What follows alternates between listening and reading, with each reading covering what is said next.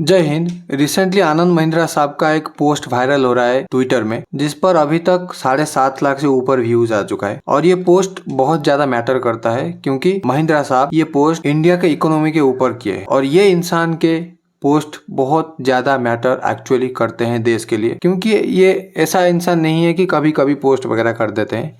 ये एक्टिव है social media पर, बेसिकली ट्विटर पर, इंडिया से रिलेटेड, टेक्नोलॉजी से रिलेटेड और दुनिया में क्या क्या हो रहा है ये सब पोस्ट वगैरह करते हैं। और इसीलिए आनंद महिंद्रा साहब को मैं पर्सनली बहुत ज़्यादा पसंद करता हूँ। ये अपना थॉट वगैरह शेयर करते रहते हैं सोशल मीडिया पर, कैसे हम अपना देश को ग्रो कर सकते हैं, कैसे हम अपना देश में नया टेक्नोलॉजी वगैरह इंट्रोड्यूस कर सकते हैं, कैसे खुद को इम्प्रूव कर सकते हैं, कैसे जीडीपी पर कैपिटा इनकम को इम्प्रूव कर सकते हैं और various factor of the country and various factor of our Indian people, उनको कैसे हम इम्प्रूवमेंट करवा सकते हैं, इसके ऊपर वो टाइम टू टाइम थॉट देते रहते हैं। और इतने बड़े बिजनेसमैन हैं तो उनका थॉट बहुत ज़्यादा वैल्यूएबल भी होता है। तो इन्होंने आज एक सोशल मीडिया पर अपना ट्विटर हैंडल पर पोस्ट किए हैं, ये ट्वीट आप देख सकते हो। लेकिन उससे पहले थोड़ा सा इनके अकाउंट पर जाते हैं। ये इंसान देख सकते हो यहाँ पर हर एक मामले में कुछ ना कुछ ट्वीट वगैरह करते रहते हैं। यहाँ पर देखो टेक्नोलॉजी के बेसिस पर एक कार की डिजाइन को ट्वीट वगैरह किए हैं, यहाँ पर ट्रैवल्स डेस्टिनेशन वगैरह को भी दिखाए हैं यहाँ पर, और अभिनेता मनोज कुमार के बारे में भी इन्होंने पोस्ट किया है। और वेरियस पोस्ट, भाई ऐसा नहीं है कि ये सिर्फ अपना फायदे के टाइम पर ही पोस्ट वगैरह करते हैं, नहीं, ये सोशल मीडिया पर पूरा एक्टिव है। यहाँ पर देख सकते हो जो यूएस के द्वारा एक न्यू टैरिफ अनाउंसमेंट हुआ था उससे रिलेटेड भी पोस्ट वगैरह भाई सोशल मीडिया पर बहुत ज्यादा एक्टिव है महिंद्रा साहब। यहाँ पर देख सकते हो गिबली फोटो भी अपलोड कर रहे हैं, कोई अपलोड करे था वहां पर रिप्ले वगैरह दिए रहे हैं। और ऐसे वेरियस पोस्ट है यहाँ पर, महिंद्रा का खुद का ही गाड़ी का प्रमोशन वगैरह करते हैं और ऐसे वेरियस पोस्ट है यहाँ पर देख सकते हो। और ये इंडिया को आगे बढ़ाना सचमुच चाहते हैं। इनकी सोशल मीडिया की पोस्ट से देखने तो यही लगता है। अगर हम उनकी रिसेंट पोस्ट को जाए, इस पोस्ट से लग रहा है कि भाई साहब ये खुश नहीं है, हाँ दुखी नहीं है, ये खुश है थोड़ा बहुत कि हाँ इंडिया 4th लार्जेस्ट इकोनॉमी हो गया है। लेकिन एक्चुअली इनका थॉट ये है कि हमको अभी फोकस करना चाहिए जीडीपी पर कैपिटा इनकम पर। यहाँ पर देख सकते हो इनका पोस्ट को थोड़ा सा ब्रेक डाउन करते हैं। When I was in the business school the idea of India overtaking Japan GDP felt like a distant almost audacious dream. समझ रहे हो, ऑडासियस इस शब्द का वैल्यू बहुत ज़्यादा बन जाता है कि एक ऑफेंड कर देने वाला ड्रीम दूसरों को। जो ड्रीम तुम दूसरों को बोलोगे भाई साहब वो ऑफेंड हो जाएंगे, भाई तू ऐसा कैसे सोच सकता है। उनको ऐसा लगता था कुछ 40-50 साल पहले, क्योंकि 40-50 साल पहले हमारा जीडीपी लगभग 200-250 बिलियन डॉलर के आसपास था, आज के पाकिस्तान के जैसा हालत था। और today that milestone is no longer theoretical, और आज ये माइलस्टोन हमने अचीव कर लिया है और थ्योरेटिकल बाकी रह ही नहीं गया कि सिर्फ नंबर के बेसिस पर हम बोलेंगे कि हम कभी जापान को क्रॉस करेंगे, कभी 4th ट्रिलियन डॉलर इकोनॉमी बनेंगे, कभी 4th लार्जेस्ट इकोनॉमी बनेंगे। नहीं, हमने इसको अचीव कर लिया है, नो डाउट। हमने वर्ल्ड 4th लार्जेस्ट इकोनॉमी के पायदान को छू लिया है and it is not a small achievement. ये छोटा अचीवमेंट बाय द वे नहीं है। 196 कंट्रियों में से हम 192 को पीछे छोड़ के नंबर 4 पर आए हैं, जो कि बहुत बड़ी बात है by the way. And Japan बहुत लंबे समय तक एक इकोनॉमिक जायंट भी रहा था और टेक्नोलॉजी और प्रोडक्टिविटी रिलियंस के बेसिस पर लीडर भी था और अभी भी है। एंड हमने उसकी एक पायदान को पकड़ लिया है और क्रॉस भी कर लिया है। हमने मिलियंस ऑफ इंडियन के हार्ट को थोड़ा सा खुशी दे दिया है और across sector like generation and geographies. But आज we celebrate we must stay dissatisfied. यहाँ से थोड़ा सा ध्यान देना, इस टेक्स्ट के बाद मैटर थोड़ा सा चेंज होता है। यहाँ पर तो पहले से लेकर यहाँ तक इन्होंने अपनी खुशी जाहिर करी कि हाँ जो एक ऑडासियस ड्रीम था, दूसरों को ऑफेंड कर देने वाला ड्रीम था, वो ड्रीम हमने अचीव कर लिया है। लेकिन हमको थोड़ा सा डिससेटिस्फाइड भी रहना चाहिए, इनफैक्ट बहुत डिससेटिस्फाइड भी रहना चाहिए, क्योंकि India's next step to overcome Germany, ठीक है, लेकिन ऐसा नहीं कि हम सिर्फ नंबर के बेसिस पर जर्मनी का जो जीडीपी है 5.5 ट्रिलियन डॉलर उसको क्रॉस कर जाए। हमको जीडीपी पर कैपिटा पर भी ध्यान देना होगा। जर्मनी का जीडीपी पर कैपिटा ऑलमोस्ट $45,000 और इंडिया की अगर बात करें तो $2,600। कोई कंपैरिजन ही नहीं है यहाँ पर, ऑलमोस्ट 15 से 20 गुना ज्यादा।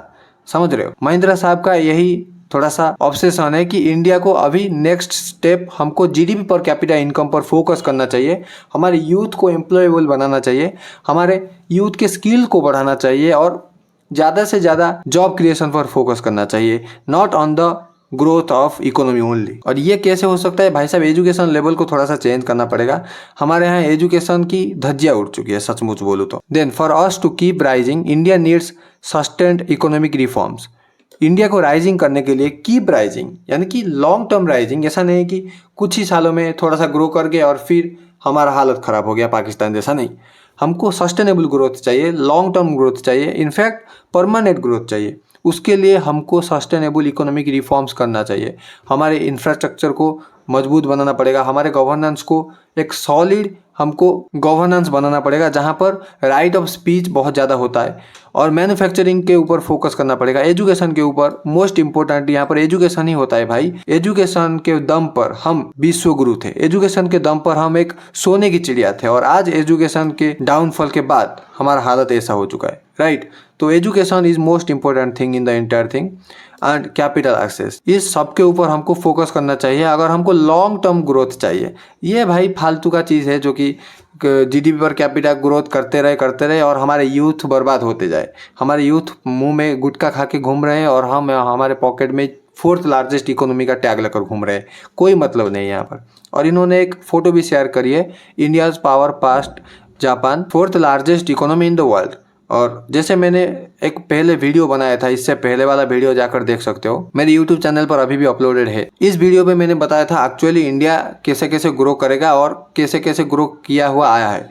और भी डिटेल में जानना होगा तो मैं कुछ 13 दिन पहले एक वीडियो अपलोड करी थी, इंडिया सरपास जापान। ये अनऑफिशियली डेटा आ गया था तो मैंने इस वीडियो को बनाया था, और कल ये ऑफिशियली डेटा आ चुका है IMF के तरफ से। तो इंडिया ओवरकम कर दिया है with the GDP of $4.187 trillion and Japan का जो GDP $4.186 ट्रिलियन, हमने उसको सरपास कर दिया है। तो इस वीडियो को जाकर डिटेल में देख लेना। और यहाँ पर देख सकते हो यूनाइटेड स्टेट का इकोनॉमी $30 ट्रिलियन है और चाइना का $19 ट्रिलियन। चाइना हमारा एक्चुअल राइवल है और इससे हम कितना ज़्यादा कम है, ऑलमोस्ट 4.5 गुना कम है। और जर्मनी जो कि $4.7 ट्रिलियन है, 2027-28 तक वो $5.5 ट्रिलियन हो जाएगा। और IMF का प्रोजेक्शन के हिसाब से इंडिया का जो ग्रोथ रेट है वो 6.5 के आसपास 2025 में चलना चाहिए GDP का, लेकिन एक्चुअली हम 6.2 की एवरेज से चल रहे हैं। और अगर ऐसे ही स्पीड को कंटिन्यू रखे, जर्मनी को हम 2028 में बाईपास करेंगे। 2.5 या 3 ईयर हमको लग जाएगा according to the estimation of IMF। And ये जो $4.187 ट्रिलियन है, ये 5.5 के ऊपर जाने के बाद जर्मनी जब 2028 में 5.5 होगा उसको हम क्रॉस कर पाएंगे। और ये देख सकते हो top 10 economy of the entire world, 5th पर आ गया है जापान यहाँ पर, और 6th पर यूनाइटेड किंगडम। जब 2023 में हमने यूनाइटेड किंगडम को क्रॉस किया था भाई साहब, सबसे ज़्यादा खुशी वहीं पर हुई थी मेरे को। किसी के बारे में मेरे को पता नहीं भाई, सच बोल रहा हूँ, बहुत खुशी हुई थी, क्योंकि जिसने हमारे ऊपर 200 साल राज किया उसको हमने जब क्रॉस करा भाई साहब, आह, दिल एकदम गार्डन सचमुच हो रहा है, पूरा एकदम लूट कर चला गया। हमारा डाटा एस्टिमेशन ये बोल रहे हैं कि $30 ट्रिलियन की वेल्थ को लूट लिया, उनको हमने क्रॉस कर दिया है। और $30 ट्रिलियन ऑलमोस्ट समझ रहे हो 100 साल इनको लग जाएगा भरपाई करने में, अगर सेम इकोनॉमिक वैल्यू अगर इनका लिया जाए तो। और नंबर 7 पर आ जाता है फ्रांस, 8 पर इटली, और 9 पर कनाडा, और 10th पर ब्राजील है लिस्ट पर बाय द वे देखा जाए तो। और महिंद्रा साहब जो बोल रहे हैं भाई एक्चुअली सही बात भी है, हमको इतनी ज़्यादा फोकस अपनी GDP पर करना चाहिए, लेकिन हम जितना फोकस करते हैं उतना उसकी वैल्यू है नहीं। अगर हमारा GDP पर कैपिटा इनकम देखा जाए भाई, 1.4 बिलियन लोग रहते हैं और $4 ट्रिलियन की इकोनॉमी अभी हम क्रॉस करें, राइट। तो अगर जर्मनी की कंपैरिजन में देखें तो लगभग 8-8.5 करोड़ लोग रहते हैं, हमसे ना जाने कितना गुना कम, और हमारा आसपास GDP ग्रोथ।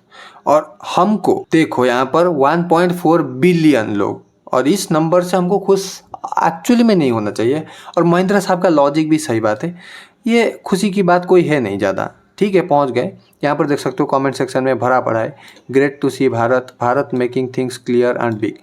ठीक है, क्लियर एंड बिग बना रहा है, लेकिन एक्चुअली नहीं है यार भाई, नहीं है। आनंद भाई कैसे हो आप?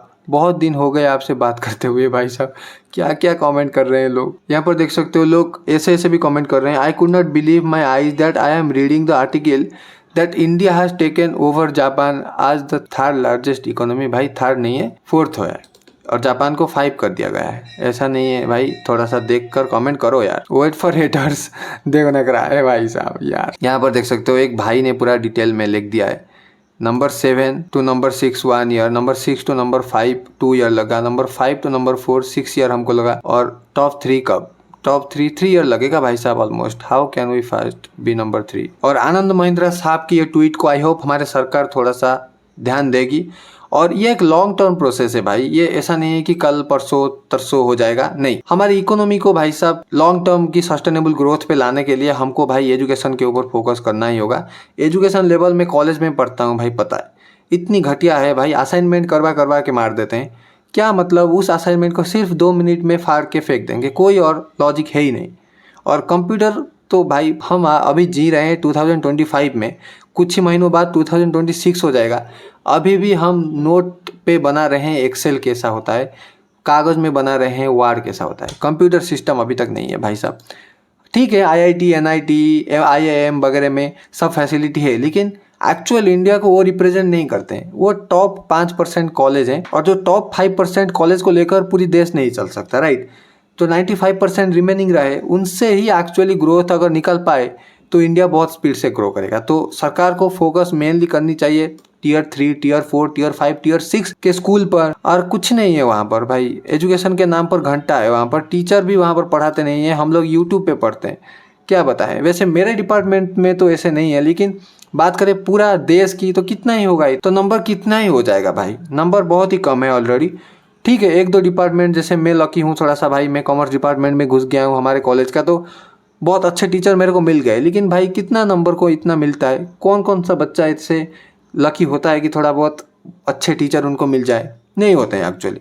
और यूट्यूब से या इधर उधर से पढ़ते हैं, तो भाई कॉलेज क्यों जाए हम वहाँ पर। आनंद महिंद्रा साहब का लॉजिक यहाँ पर ठीक है, फोकस अभी हमको हमारा GDP पर फोकस नहीं डाल के फोकस करना चाहिए पर कैपिटा इनकम के ग्रोथ पर। $2600 भाई साहब आज इंडिया बहुत कम हो जाता है। ठीक है, अगर हमारे पॉपुलेशन वाइज को देखें, अगर $10,000 भी पहुंच गया ना, तो हम USA को क्रॉस कर देंगे, समझ रहे हो। $10,000, और चाइना का जो GDP पर कैपिटा इनकम $13,000 है, और चाइना को तो ऐसे ही क्रॉस कर जाएंगे अगर $5-6,000 भी हो गया। तो ठीक है, देखते हैं क्या होता है। और इस पर अगर कोई न्यूज़ वगैरह आया तो मैं डिटेल वीडियो बना दूंगा। और महिंद्रा साहब का ये लॉजिक को आई होप सरकार थोड़ी सी सुनेगी और ध्यान देगी, अपनी एजुकेशन पर भाई ध्यान दो। Thank you so much for watching. जय हिंद।